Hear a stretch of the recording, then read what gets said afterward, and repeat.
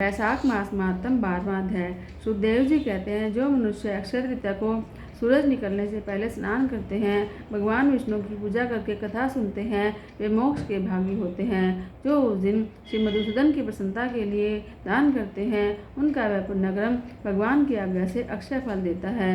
वैशाख मास की पवित्र तिथियों में शुक्ल पक्ष की द्वादशी समस्त पापों का नाश करने वाली है। वैशाख शुक्ल द्वादशी को योग्य पात्र के लिए जो अन्न दिया जाता है, उसके एक दाने में कोटि कोटि ब्राह्मण भोजन का पुण्य होता है। शुक्ल पक्ष की एकादशी तिथि में जो भगवान विष्णु की प्रसन्नता के लिए जागरण करता है, वह जीवन मुक्त होता है। जो वैशाख की एकादशी तिथि को तुलसी के कोमल दलों से भगवान विष्णु की पूजा करता है, वह समूचे कुल का उद्धार करके वैकुंठ में वास करता है। जो मनुष्य तुलसी तिथि को दूध, दही, शक्कर, घी, मधु इन 5 द्रव्यों से भगवान विष्णु की प्रसन्नता के लिए उनकी पूजा करता है, जो पंचामृत से भक्तिपूर्वक श्रीहरि को स्नान कराता है, वह संपूर्ण कुल का उद्धार करके भगवान विष्णु के लोक में प्रतिष्ठित होता है। जो सायंकाल में भगवान विष्णु की प्रसन्नता के लिए शरबत देता है, वह अपने पुराने पाप को शीघ्र ही छोड़ देता है। वैशाख शुक्ला द्वादशी में मनुष्य जो कुछ पुण्य करता है, वह अक्षय फल देने वाला होता है। प्राचीन काल में काश्मीर देश में देवव्रत नामक एक ब्राह्मण थे। उनकी एक सुंदर कन्या थी, जो मालिनी के नाम की थी। ब्राह्मण ने उसका विवाह सत्यशील नामक ब्राह्मण के साथ कर दिया।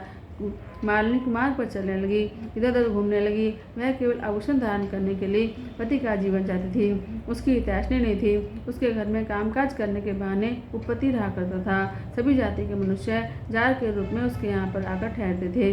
वह कभी पति का आज्ञा का पालन करने में तत्पर नहीं हुई।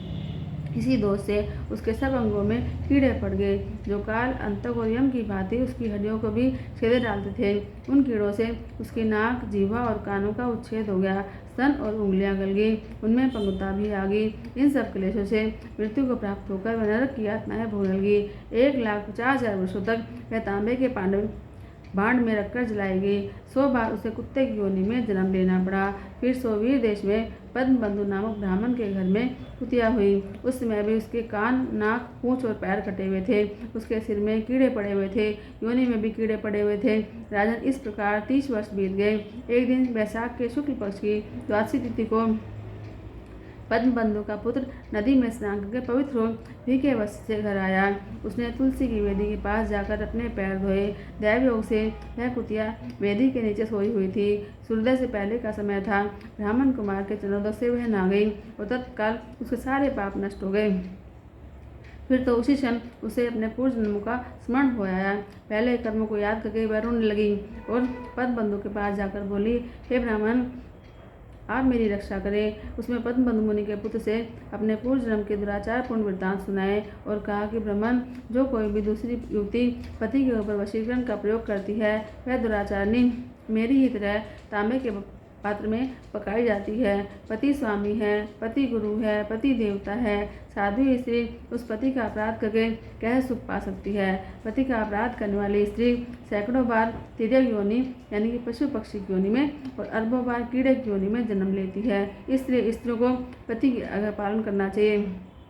ब्राह्मण, आज मैं आपकी दृष्टि के सामने आई हूँ। आप मेरा उद्धार नहीं करेंगे तो मुझे पुनः इसी योनि में जन्म लेना पड़ेगा। अतः विप्रवर, मुझ पापचारिणी को वैशाख शुक्ल पक्ष में अपना पुण्य प्रदान करके उबार लीजिए। आपने जो पुण्य की वृद्धि करने वाली द्वादशी की है, उसमें स्नान, दान और अन्न भोजन कराने से जो पुण्य हुआ है, उससे मुझ दुराचारणी का भी उद्धार हो जाएगा। महाभाग, दीन वत्सल, मुझ दुखिया के प्रति दया कीजिए।